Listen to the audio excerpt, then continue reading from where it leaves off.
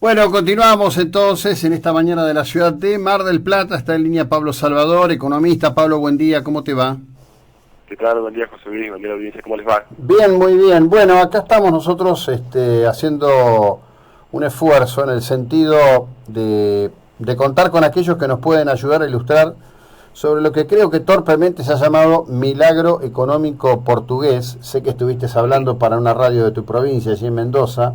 sí, Quisiera que nos cuentes un poco de esto porque la verdad que en principio diría es una gigantesca torpeza periodística titular milagro, sí. a algo que en principio y por definición ha sido en todo caso el resultado de una estabilización que implicó un esfuerzo enorme de la ciudadanía Sí. portuguesa para lograrlo, ¿no? Un flor de ajuste, por decirlo bien liso y llano. Realmente, yo cuando titulé la columna le puse milagro entre comillas, ¿no? Porque realmente en economía no existen los milagros. Y como vos bien decís, esto fue un producto de una crisis que empezó con Lehman Brothers por allá por Estados Unidos en el 2008 y terminó impactando sobre todo en los países del sur de Europa a principios del 2009-2010. Y bueno, Portugal empezó a implementar algunas medidas porque no quería recurrir al Fondo Monetario ni pedir ayuda a ningún tipo de financiamiento al exterior, pero en el 2011 finalmente cayó en las manos de la Troika, que le llamaban Europa, ¿no? Que la Troika básicamente es una palabra rusa que define un carruaje tirado por tres caballos, y esos tres caballos eran el Fondo Monetario, el Banco Central Europeo y la Comunidad Económica Europea en general. Claro. Y finalmente le prestaron 100.000 millones de dólares a Mm. Portugal a cambio de hacer un sinfín de ajustes, bajar los salarios de los funcionarios públicos, despidos de funcionarios públicos, se flexibilizó el empleo y se facilitó el despido, con lo cual el desempleo pasó del 7 al 17, casi 18%, el déficit fiscal llegó a 10 puntos del PBI, el endeudamiento de Portugal llegó al 130% del PBI, unos 245.000 millones de dólares, y fueron 8 o 9 años de ajustes, y recién en el año 2015 empezó a verse una luz muy pequeña al final del túnel, y bueno, en 2018 ya creció por encima de lo que fue la media de Estados de la Unión Europea, y el desempleo volvió a niveles del 2010. Y algo interesante, los funcionarios públicos, incluidos los docentes, por ejemplo, en el 2018 recién recuperaron el salario que habían tenido en el 2010, para que tengamos idea de la magnitud de lo que fue el ajuste. Claro, ahora decime, estoy pensando en eso, ¿no? Vos me decías 100.000 millones de dólares. Este, comparativamente, cuando se habla de que Argentina recibió el aporte más grande del Fondo Monetario, si miro una economía con otra, pero no le llegamos ni a los talones la plata que recibió Portugal. No, exacto, casi la mitad, digamos, hemos recibido de nosotros, con la diferencia que para el caso de Portugal el Fondo Monetario puso unos 30.000 millones de dólares, el resto lo pusieron las otras dos instituciones, ¿no? En el caso nuestro Ujú. fue solamente el Fondo Monetario, pero fue uno de los préstamos más grandes que se hizo, el 100.000 millones de dólares, y se le exigió a cambio un sinfín de reformas estructurales para encauzar la economía. Y aquí la clave de la salida de la crisis, que no es ningún milagro, fue reformas estructurales más austeridad. Esa Ujú. fue la clave para salir de la crisis. La gente confió tanto en el gobierno de centro izquierda como de centro derecha. Los dos hicieron o siguieron la misma línea del ajuste, independientemente del color, ¿no? Y los Claro. funcionarios, sobre todo, se pusieron la mochila al hombro porque fueron los más perjudicados, los funcionarios públicos. Claro, pero además con un dato, un gobierno de izquierda con gremios de izquierda. Exactamente. O sea, los dos, digamos, los dos extremos, entre comillas, los extremos, ¿no? Porque no son extremos, son centro izquierda y centro derecha, y los dos tuvieron que hacer el mismo ajuste porque vieron que la única forma de salir adelante era siguiendo esas líneas de ajuste. Claro, sí, sí, sí, sí. Decime, y hoy, a ver, porque lo que yo he estado mirando y un poco lo que he aprendido en conversaciones que he mantenido estos días, es que estamos hablando de una economía pequeña, periférica dentro de la propia Unión Europea, que ha pasado a ser, por ejemplo, muy dependiente del tema del turismo. En este momento los diarios españoles casi no hablan de otra cosa, aparte de su intríngulis referido al tema político, de la quiebra de Thomas Cook, y del impacto que eso tiene sobre la economía española, con una caída, calculan, del 9% del turismo que va a ir a España. Me da la impresión que esto también debe terminar afectando a Portugal en algún punto. Bueno, de hecho, justamente los dos motores de crecimiento que utilizó Portugal para salir adelante fueron, por un lado, el turismo y por otro, el tema de las exportaciones. Justamente en esa época había muchos conflictos a nivel, digamos, en la parte de África, entonces mucho turismo se desplazó directamente a Portugal. Entonces fue un poco de buena suerte, ¿no?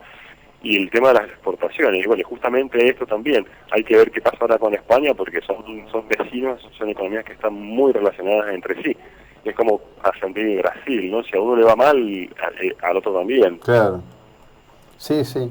Decime, y en cuanto a aquello de lo que pasó, escuchándote y escuchando otros testimonios que he tenido, ¿no?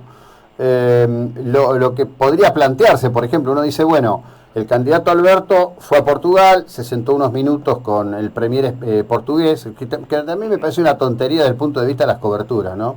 Un tipo va, lo recibe en 15 minutos, se saca 2 fotos y se lo presenta como si hubiera estado siguiendo un curso acelerado de entendimiento de por qué le va bien a otro. La cuestión en ese sentido, digo, sería impresionante, ¿no? Que llegue el candidato Alberto y plantee justamente la fórmula portuguesa, porque todo ese esquema de gente que está esperando que vaya a saber qué cosa milagrosa vuelva, a lo mejor para pagar menos por la factura de gas, explotaría por el aire. Realmente estaremos arrancando mal, porque como decía yo al principio de la nota, ¿no? En economía no existen los milagros. Lamentablemente esto es sangre, sudor y lágrimas. Nadie ha salido de crisis, digamos, de manera fácil o barata. Y en Portugal les llevó 8 años salir de la crisis. 8 años, con lo cual es muy difícil que Argentina pueda salir, primero, sin un consenso político, segundo, sin una profundización del ajuste, que creo que lo hemos hablado en alguna oportunidad, las 3 reformas que sí o sí se vienen, independientemente del partido que gane, y que van a tener que trabajar para poder sacar a Argentina adelante, ¿eh? Claro, sí, sí, sin duda. Y además con una convocatoria, digamos, en donde hace falta en algún momento, de alguna vez, que prime la honestidad frente a lo que se debe hacer y no esta explicitación permanente de milagros, ¿no? Exactamente, no existen. Y mirá, en Portugal recién al 5.º año de crisis, de ajuste, recién aumentaron las pensiones mínimas y recuperaron algo las ayudas sociales. Al 5.º año de haber realizado ajustes recién. Y las pensiones mínimas y pequeñas ayudas sociales, para que tengamos una idea. Sí, sí, sí. Bueno, te traigo a otra cuestión. Yo miraba al respecto de la presencia de Sadleris y Lacunza en New York, que Argentina va por esos 5.400 millones de dólares. Está dividida las opiniones. Algunos creen que hasta que no esté definido, digamos, el marco electoral no habrá definición de ese tramo. Otros piensan que la CUNSA los puede convencer porque en definitiva va a seguir llevando novedades, pruebas del funcionamiento de la macro, más allá de la cuestión del tema del dólar. Y por otro lado, un tema que me llamó mucho la atención, el presupuesto del año que viene, aunque los presupuestos en Argentina tienen un grado de virtualidad importante, habla de 15.000 millones de dólares de exportación. Además, está claro que el camino es por no tener saldo exportable, sino tener política exportadora, ¿no? Sí, claramente Argentina, en este caso, digamos, sí se puede parecer a Portugal en que el turismo está siendo una fuente importante de dólares genuinos y las exportaciones está siendo un motor, uno de los motores que tiene encendido hoy la economía, junto con el agro, que se traduce luego en exportaciones. Yo creo que, bueno, más allá de los valores que se ponen o que se fijan para el PDI, consumo, inflación, que básicamente son supuestos para fijar pautas, ¿no?, de gastos y de recaudación de cara al año que viene. Yo creo que con respecto al tema de los fondos monetarios, del Fondo Monetario, del último desembolso de 5.400, la verdad que teóricamente deberían venir porque esto corresponde a lo que fue la meta del segundo trimestre de este año que se cumplió. La que seguramente no se va a cumplir es la de este tercer trimestre que estamos transitando, que es así, podría quedar sujeta a una revisión en el futuro, ¿no? Pero estos 5.400 en teoría, según lo acordado, debería llegar. Ahora es verdad que puede hacer que se demore hasta el 27-28 de octubre para ver qué pasa finalmente con las elecciones. De todos modos, el gobierno, digamos, llegaría sin problema hasta el 10 de diciembre. Puede haber algún cimbronazo más de cara al 27 de octubre en la macro, pero sí traería mucha tranquilidad tener o disponer de estos 5.400 para calmar sobre todo el mercado cambiario. Sí, claro. Bueno, aparte de eso está el tema de la cuestión de los exportadores que están reteniendo liquidaciones, Sí. que es un tema que siempre se vuelve controversial, ¿no? Sí, mira, justamente ayer publiqué una columna que le llamo el escalado de la economía. Uno hasta junio, julio venía viendo indicadores que ya empezaban a generar algo de optimismo, algo de Mm, esperanza de una posible recuperación de la economía hacia final de fin de año, sobre todo incluyendo la desaceleración de la inflación, pero a partir del 12 de agosto empezamos en una debacle que cada semana que pasa estamos un escalón más abajo, ¿no? Porque se claro. están tomando medidas para tratar de curar o de cerrar esta herida, ¿no? Ujú. Y más que eso no se puede hacer hasta diciembre. Sí, bueno, es en lo que estamos. Pablo, como siempre, gracias por el tiempo y la ilustración que nos dedicás. Muy amable, buena jornada. Ha sido un gusto, igualmente para ustedes. Una buena jornada. Hasta luego.